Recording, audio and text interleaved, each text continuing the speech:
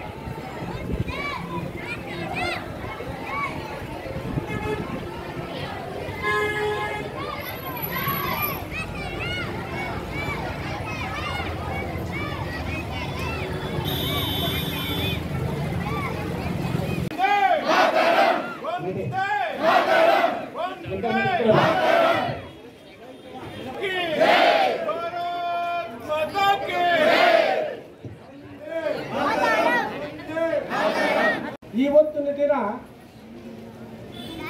ನಮ್ಮ ಕಮಲಾಪುರದಲ್ಲಿ ಭೀಮಾ ಸಂಘದ ವತಿಯಿಂದ ಆಯೋಜಿಸಲಾಗಿದ್ದ ಆಪರೇಷನ್ ಸಿಂಧೂರ್ ನಮ್ಮ ದೇಶದ ಆಪರೇಷನ್ ಏನೈತಲ್ಲ, ಪಾಕಿಸ್ತಾನನ್ನ ಅವರ ದುಷ್ಟ ಯೋಜನೆಗಳನ್ನು ಬೊಗ್ಗಬಡಿದು ನಮ್ಮ ದೇಶ ಹೆಮ್ಮೆಯ